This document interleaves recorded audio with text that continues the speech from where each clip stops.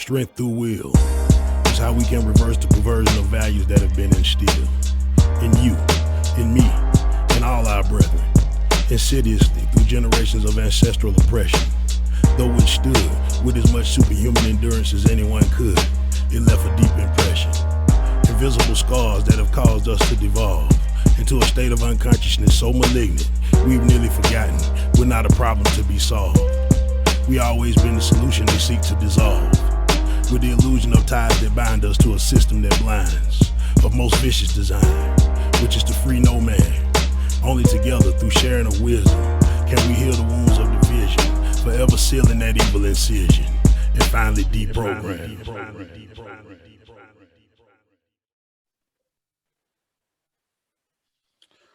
Welcome to the Deprogram Show. I'm your host, RMJR. We got a very special guest in the building, the Southern representative of the African People Socialist Party, my brother, Kobina Banshanto. How you doing, my brother? Uhuru. Everything is good, man. Everything is good. You know what I'm saying? I'm good. I'm glad for the opportunity to come on the show. You know what I'm saying? I've been checking you out ever since I think we met. It probably been like 6-7 years, maybe more now. Yeah. You know what I'm saying? But I've been checking out what you've been doing, man. So I appreciate the invitation and the opportunity to be on the show. Okay, I appreciate you, man. So let me ask you this. What is, for the people who don't know, what is the African People Socialist Party? The African People Socialist Party is the vanguard party of the African working class. It is the party, the advanced attachment of the African working class that is the vehicle for us to advance and forward the revolution. And that means that our plan, our end goal is for us to unify Africa and African people all throughout the world and to take power of our own resources and govern ourselves. So it's the government that actually lay practical programs on the ground to actually advance the revolution to overturn colonialism and the contradictions that we face on a day-to-day basis for us to, as African people, unite and govern ourselves. Hold on one second. Hey, let me call you back. I'm in the interview. All right. Sorry about that, my brother. But yeah, I mean, good. So let me ask you this. What sparked your interest to become a member? Mm-hmm. Man, and I tell this story, man, but I think when I was a kid, I was looking for the party. You know what I'm saying? Like I was looking for answers, you know what I'm saying? And because I grew up in Chattanooga, Tennessee, you know what I'm saying? And on the south side, Alton Park, Willow Home, you know, East Lake, West Side, you know, those the projects I grew up in. And I saw a lot of contradictions from, as a young kid, even seeing the Klan and stuff like that, but and the police, the way the police attacked our community, the way the school systems attacked our communities, and nobody was really giving answers. You know what I'm saying? So I was really wanting to find the answers that would bring solutions to our issue. And I wanted to contribute to being a part of that solution.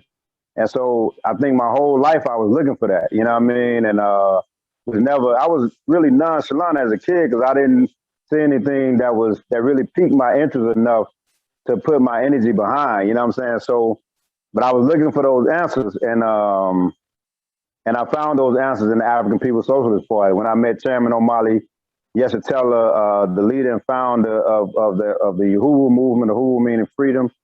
When I first started reading a lot of the chairman's writings, you know, it was the first thing that really made sense to sum up the contradiction that we face on a day-to-day basis and give us a trajectory of the way forward. And once I saw that, it was like, this is it. This is what I need to be a part of. Okay. So how did you get introduced to it? Actually, I was at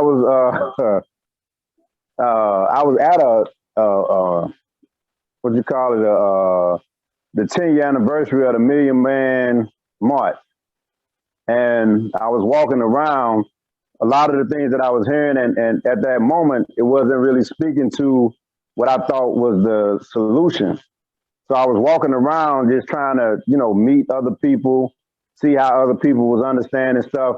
And the Uhuru movement, the chairman and some other organizers, they had a table that had one of the books, the first books of the chairman that I read was Omali Yeshitela Speaks.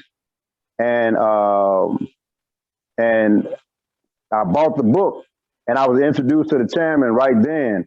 And from that moment, I was like, this is it. You know what I'm saying? And that was in October, that January, that was the African People Socialist Party plenary.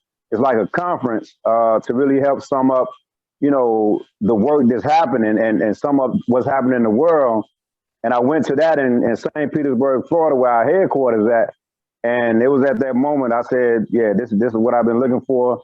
And if I don't join the African People Socialist Party and the Uhuru movement, I need to shut the hell up. You know what I'm saying? So I didn't want to shut up. So I joined. You know what I mean? So let me also ask this question: what makes the African People Socialist Party different from your Black Panthers, the Nation of Islam, and all the other groups who seem to have found their own footing and say they are in betterment of the quote unquote black man? Yeah, and that's actually a good question, man. I appreciate the question. And it's funny that I'm gonna use Huey P. Newton, a quote from Huey P. Newton, and it's kind of a paraphrasing the quote, but the gist of what he said that we differ from other organizations because we understand the system better than other organizations understand the system. And we understand what is going to take to advance that. And then we also apply the discipline and accountability that's going to forward this process. And what I mean by that is that the primary contradiction is colonialism. But you have to have a theory that can be applied that to help you sum up what the primary contradiction is, and then give you a line to sum that up in your best interest, and then a practical process to get you from where you at to where you're trying to go. I don't see any other organization that has done that. Practically speaking, like I see some organizations that can, it may go everywhere from, the religious aspect of it, which may help you to deal with any individual demons that you may have of yourself, all the way to the other end of it, where you have people that's doing good work, but then the question becomes, to what end? And the party is a political organization, and the first time that I ever seen its own theory, which most organizations don't really have a theory. They normally add bits and pieces from different theories and put it together, and it makes it become kind of eclectic, in a real sense. So the contradiction is that you got to have a theory that sums up.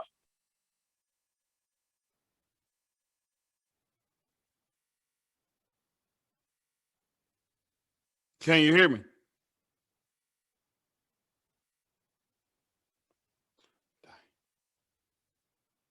I think you froze up. I could still hear you. I don't know if you can hear me.